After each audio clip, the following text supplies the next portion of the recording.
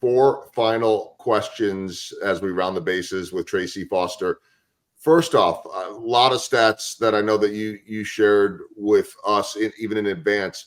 86% of youth say they want to be a social media influencer, which is sort of shocking to me that it's that high. I don't even know who most of these influencers are, but it's become a profession. It's become a thing. What's going on with that? Yeah, well, I think what's interesting is it's so easy for kids to look at these people. They have such unadulterated access to their lives, even more than we did if it was just through People magazine or Cosmo or whatever. And it looks so alluring because these people are putting their best lives out there, right? This is highly curated, edited, oftentimes sponsored content where they're saying everything is so great. And that might be the case for some of them. I'm not trying to say that it's not.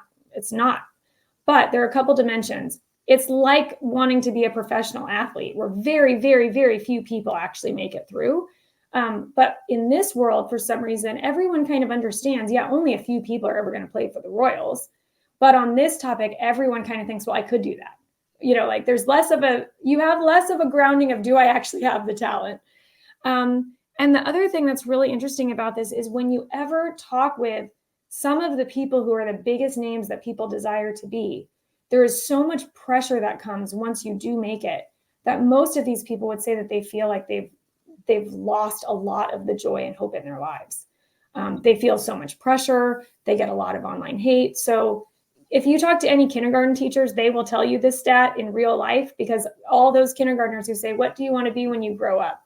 Even they can see, like, I want to be this person or that. So it is a reality, and it's not necessarily bad, but it's also something that's not super fulfilling even for the people who make it. When I was a kid, they said, what do you want to be when you grow up? And as soon as I realized I wasn't going to play at that high of a level, it was, I want to be on TV. And here we go. It all worked out. I bring that up to my second question because I understand that your oldest kid used to do little mini salvi splashes, which is funny. It's very flattering. I'm always just amazed when I hear that, and yours isn't the only one, that like kids grow up having done that. Salvi doesn't really even do the splash anymore. He's passed it off.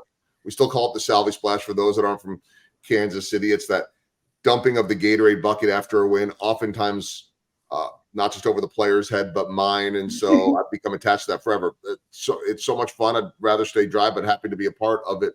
So was he actually dumping real Gatorade? Was he, were you? Oh, Joel, this was such a meaningful part of my life. I mean, this was years ago. So now it's like bringing me back the nostalgia.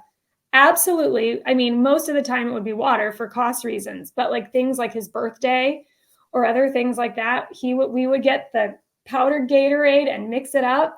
And he had a medical condition that he was working through at that time. And when he hit some big milestones, it was related to his eyesight. And like what he would get to do to celebrate was he would get to dump someone in our family. So I spent many a times, I should send you a picture of me like on my knees, wearing a blazer, holding a microphone, being you, while he was dumping whoever it was in our family who got to be the player that day and would get dumped. Let me tell you the amount of joy that it has brought to us. So much fun. It's so much fun. Thank you to Salvi. Thank you to you and your dry cleaner for all of the enduring that on your clothes. But that is such a beautiful and sweet and fun tradition. Well, it became an institution in Kansas City. All the teams do it now, but I don't know about other places, but I think here it was so beautifully branded and was such a moment of joy for so many people. Still is to this point too. It happens after every win. Okay, third question as we round the bases. I'll go very lighthearted before I wrap it up with something more serious. We've talked all about the online addiction and the social media and the cell phones. How serious is your Chipotle burrito addiction? I don't know what made you think to ask it, but it's very high. I mean, one time when my kids were young and we had like a power outage and it was like, oh, this is a problem. And I said something like, well, yeah, like we can't cook meals. And they were like, well, did Chipotle lose power? We eat it multiple times a week. I'm thinking in my brain now, I wonder if Chipotle would like to become a corporate sponsor of Screen Sanity. They should.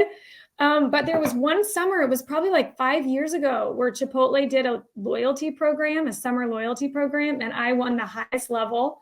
I won a catered party in my house for like 20 people.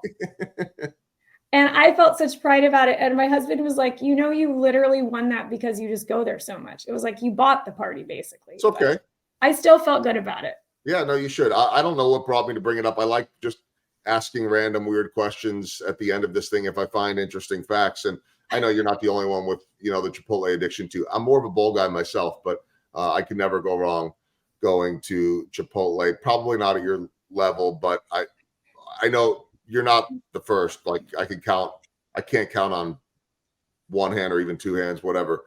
How You many know, people my I know. son and I went to a Blue Jays game in Toronto, which was so fun.